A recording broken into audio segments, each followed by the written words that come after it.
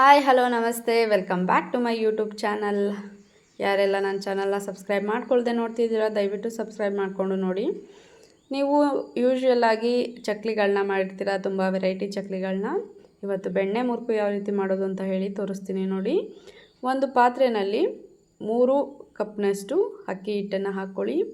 ಈ ರೀತಿಯಾಗಿ ಪುಟಾಣಿನ 1 ಕಪ್ನಷ್ಟು ಮಿಕ್ಸರ್ ಜಾರ್ನಲ್ಲಿ ಹಾಕ್ಕೊಂಡು ನುಣ್ಣಗೆ ಪುಡಿ ಮಾಡ್ಕೊಳ್ಬೇಕು. ಈಗ ಒಂದು ಅಕ್ಕಿ ಹಿಟ್ಟಿಗೆ ಹುರ್ಗಡ್ಲೆ ಪುಡಿನ ಹಾಕ್ಕೊಳ್ತಾ ಇದ್ದೀವಿ. ಪುಟಾಣಿ ಪುಡಿ ಅಂತ ಕೂಡ ಹೇಳ್ತಾರೆ. ಬೆಣ್ಣೆ ಮುರುಕು ತುಂಬಾ ಟೇಸ್ಟಿಯಾಗಿರುತ್ತೆ, ಚಕ್ಲಿಗಳಿಗಿಂತ ತುಂಬ ಡಿಫ್ರೆಂಟಾಗಿರುತ್ತೆ. ಹಾಗೆ ಬಾಯಲ್ಲಿಟ್ಟರೆ ಕರ್ಗೋಗುತ್ತೆ, ಅಷ್ಟು ಚೆನ್ನಾಗಿ ಇರುತ್ತೆ ಇದು. ಈಗ ಇದಕ್ಕೆ ರುಚಿಗೆ ತಕ್ಕಷ್ಟು ಉಪ್ಪನ್ನು ಸೇರಿಸ್ಕೊಳ್ತಾ ಇದ್ದೀನಿ. 2 ಟೇಬಲ್ ಸ್ಪೂನಷ್ಟು ಸೇರಿಸ್ಕೊಳ್ಬೋದು ಉಪ್ಪು. 1 ಟೇಬಲ್ ಸ್ಪೂನಷ್ಟು ಜೀರಿಗೆನ ಹಾಕ್ಕೊಳ್ತಾ ಇದ್ದೀನಿ. ಹಾಗೆ ಇದಕ್ಕೆ ಒಣಮೆಣಸಿನಕಾಯಿನ ಹಾಕ್ಕೊಂಡು ಖಾರದ ಪುಡಿನ ಮಾಡ್ಕೊಳ್ತಾ ಇದ್ದೀನಿ.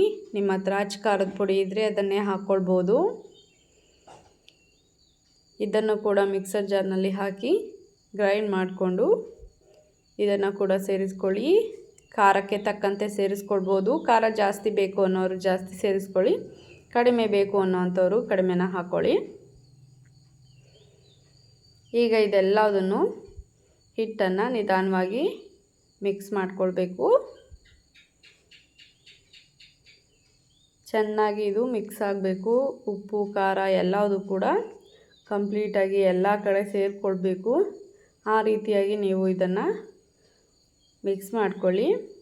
ಈಗ ಒಂದು ಕಡೆ ಸ್ವಲ್ಪ 3 ಟೇಬಲ್ ಸ್ಪೂನಷ್ಟು ಎಣ್ಣೆನ ಕಾಯಿಸಿ ಅದನ್ನು ಕೂಡ ಇದಕ್ಕೆ ಸೇರಿಸ್ಕೊಳ್ಬೇಕು. ಈಗ ಇದನ್ನು ಕೂಡ ಚೆನ್ನಾಗಿ ನೀರನ್ನು ಹಾಕ್ಕೊಳ್ದೆ ಈ ಎಣ್ಣೆ ಮತ್ತು ನೋಡಿ ಈಗ 3 ಟೇಬಲ್ ಸ್ಪೂನಷ್ಟು ಬೆಣ್ಣೆನ ಹಾಕ್ಕೊಳ್ತಾ ಇದ್ದೀನಿ. ಇದಿಷ್ಟನ್ನು ಸೇರಿಸಿ ಚೆನ್ನಾಗಿ ಮಿಕ್ಸ್ ಮಾಡ್ಕೊಳ್ಬೇಕು. ಬೆಣ್ಣೆ ಕೂಡ ಅಷ್ಟೇ 3 ರಿಂದ 4 ಟೇಬಲ್ ಸ್ಪೂನಷ್ಟು ಹಾಕ್ಕೊಳ್ಬೋದು. ಇದನ್ನೇ ಮೊದಲು ಮಿಕ್ಸ್ ಮಾಡ್ಕೊಳ್ಬೇಕು, ನೀರನ್ನು ಸೇರಿಸ್ಕೊಳ್ಬಾರ್ದು.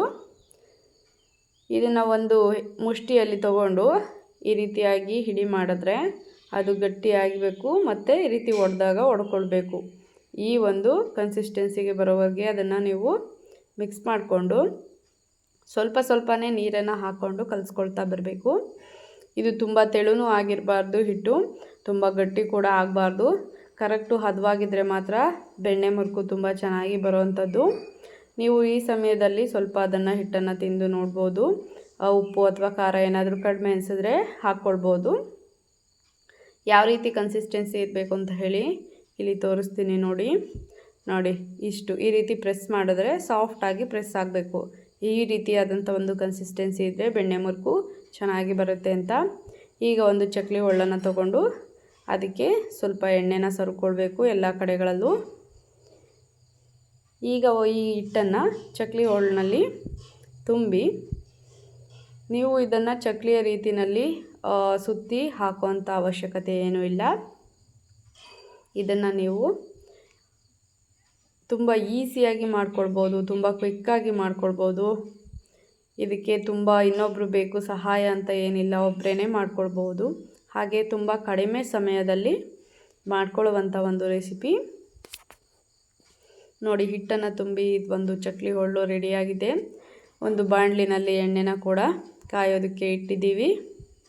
ಎಣ್ಣೆ ಚೆನ್ನಾಗಿ ಕಾಯಬೇಕು, ಅಂದರೆ ತುಂಬ ಹೈ ಫ್ಲೇಮ್ನಲ್ಲಿ ಇರಬಾರ್ದು, ಮೀಡಿಯಮ್ ಫ್ಲೇಮ್ನಲ್ಲಿನೇ ಎಣ್ಣೆ ಕಾಯಬೇಕು. ಈಗ ಡೈರೆಕ್ಟಾಗಿಯೇ ನೀವು ಆ ಒಂದು ಎಣ್ಣೆ ಬಾಣಲಿಯಲ್ಲಿ ಈ ಒಂದು ಮುರುಕುಗಳನ್ನ ಹಾಕ್ಕೊಳ್ಬೋದು. ಇದನ್ನು ರೌಂಡಾಗಿ ಒತ್ಕೊಂಡು ಹಾಕ್ಕೊಳ್ಳುವಂಥ ಅವಶ್ಯಕತೆ ಇಲ್ಲ. ತುಂಬಾ ಚೆನ್ನಾಗಿ ಕ್ರಿಸ್ಪಿಯಾಗಿ ಬರ್ತವೆ ಬೆಣ್ಣೆ ಮುರುಕು. ಇದನ್ನು ತುಂಬಾ ಫ್ರೈ ಮಾಡಿದ್ರೆ ಟೇಸ್ಟು ಹಾಳಾಗುತ್ತೆ. ಮೀಡಿಯಮ್ ಆಗಿ ಫ್ರೈ ಮಾಡ್ಕೊಳ್ಳಿ ನೋಡಿ. ಈ ರೀತಿ ಆದರೆ ಸಾಕು. ಈ ರೀತಿಯಾಗಿ ಬಿಳಿಯಾಗಿರುವಾಗಲೇ ತಗೊಳ್ಬೇಕು. ತುಂಬಾ ಗೋಲ್ಡನ್ ಕಲರ್ ಬಂದರೆ ಅದರ ಟೇಸ್ಟು ಹೋಗಿರುತ್ತೆ. ಈ ಟೈಮ್ನಲ್ಲಿನೇ ಇದನ್ನು ತೆಗೆದು ಬೇರೆ ಒಂದು ಪಾತ್ರೆಗೆ ಹಾಕ್ಕೊಳ್ಳಿ. ಬೆಣ್ಣೆ ಮುರುಕು ತುಂಬ ಟೇಸ್ಟಿಯಾಗಿ ರೆಡಿಯಾಗಿದೆ. ನೀವು ಕೂಡ ಮನೆಯಲ್ಲಿ ಟ್ರೈ ಮಾಡಿ. ಬಾಯಲ್ಲಿಟ್ಟರೆ ಕರಗುವಂಥ ಬೆಣ್ಣೆ ಮುರುಕು ಎಲ್ಲ ಹಬ್ಬಗಳಿಗೆ ಕೂಡ ಮಾಡ್ಕೊಳ್ಬೋದು. ನೋಡಿ, ನಾನು ಕೈಯಿಂದ ಒಂದನ್ನು ಪ್ರೆಸ್ ಮಾಡಿ ತೋರಿಸ್ತೇನೆ. ಯಾವ ರೀತಿಯಾಗಿ ಸಾಫ್ಟಾಗಿ ಇದೆ ಅಂತ ಹೇಳಿ. Thanks for watching.